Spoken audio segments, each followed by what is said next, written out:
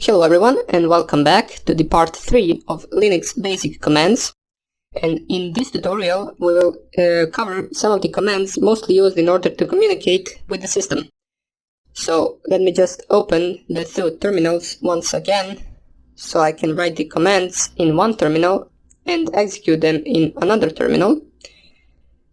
We will basically just cover some of the commands for networking, the most known and basic ones, and some of the commands in order to check, for example, the running processes, or check, for example, the version of your headers, and so on and so on.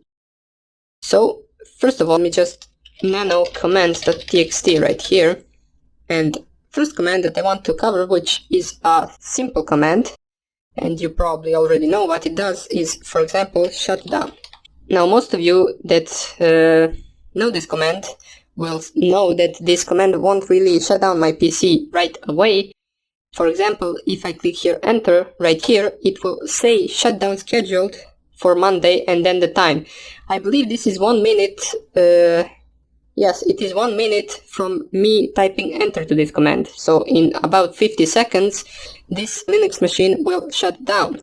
Now we do not want that since we have other commands to cover, so we will just cancel it with shutdown -C. And right now our machine will not shut down. Now if you want to restart from the terminal, for example, you will type here reboot command. Reboot command, most of you probably expected it to be restart. Well, restart command does not exist in Linux. In order for you to restart the system, you want to type here in terminal reboot. Now don't click enter here, since it will shut down your PC. Well, it will restart it, but automatically it doesn't have a 1 minute delay as it has with the shutdown command. So we will not run this command. I'm just basically showing you, if you click here enter, it will restart the machine. So let me just type here the commands here. We'll delete it here since we do not want to run it. Now some of the commands that are towards the processes that are running in this machine are, for example, ps, which will give you the process running in the current terminal that we have open. So this bash will be always open. You do not need to run anything in order for this process to be here. And the ps process is the process that we just ran, as you can see right here. Now this is just the processes that this Linux terminal is running. Now if you want to check all of the processes, you can just, let me just enlarge this terminal for 1 second and type here top. This will open up all of the processes currently running on your Kali Linux machine. Now most of this we don't even start ourselves. This is just a bunch of processes that the Linux itself starts up as it boots. You can also see some of the outputs right here, such as CPU percentage, usage, tasks, how many of them, 2 running, 176 sleeping, available memory, swap memory, and bunch of other options. So right here you can also check who is running the processes. In our case, I believe all the processes will be root, since we don't even have any other account. So all of them will be root. Now that we got that out of the way, in order to close this, you just press here ctrl plus X or Y, and it will just basically close this top command, which shows us the processes in real time. Now you can see that it stopped, so we can just clear here the screen and put this terminal back to its size. Let me just type here ps and top. We covered those 4 for now on. Now another command, which is a really simple command, is uname. So basically this will just give you out the name of your operating system, which in our case is Linux, so it is just uname. Now in order to check out all the options for this command, you can just type here man uname, and it will open up a manual for this command, and you can see things it is possible to do with this command. So for example, a -r, which we used in order to install our headers before, if you remember, well, basically to check our current headers, it will print out the kernel release. The -s will print out, as it says right here, kernel name. -a will print all. So let's try -a. And it will print out the full name. As you can see, Linux Kali, this is our headers version that we downloaded in that image. As I said, it is Debian based, and there are a bunch of other additions to this command. So this is not really that important command. Only in the process of installing the VirtualBox guest editions we used it, so we might be using it from time to time, but it's not that important really. Now the next command that is important, however, is the command where you check out your IP address. Now some of you may know that in Windows, in order for you to check your IP address, you type ipconfig. Well, in Linux it is basically the same command, except the second letter is switched with if. So it basically is ifconfig. And this command will print out all the network interfaces that are currently connected to your Kali Linux machine, and also the IP addresses of those interfaces if they are connected to the internet. So we can see that right now we only have one interface, well basically two, but one is a loopback interface.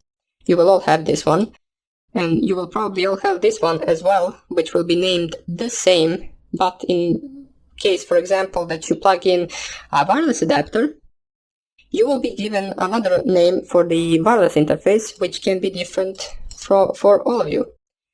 Now, here we can see our IP address, which will probably be the same for you if you didn't configure it in the network settings. Now, in order for us to change this, I will cover that in the next video, where we changed this IP address to an IP address that basically belongs to our own local network. Now, what do I mean by that? Well, all the other machines in my local network are starting with 192.168.1, and here we have a machine that starts with 10.0.2, and basically those are not same. Those do not belong to the same local network. So we want to make this machine have the IP address that starts with 192.168.1. But we will cover that in the next tutorial. For now on, this is just the command to check out your IP address, and it is very important. You should remember it, as you will be using it extensively. So next command is netstat. Now this is a pretty big command because it has a bunch of options. For example, you want to type here netstat and, for example, -nr. This command right here will basically give you a gateway, as you can see right here, the IP address of the gateway that you can check out. I use it a lot in order to find out what is the IP address of the router on some of the Wi-Fi's that I do not know the IP address of the router. And in this case it is 10.0.2.2, but this is only because we are using the net in order to connect to the internet.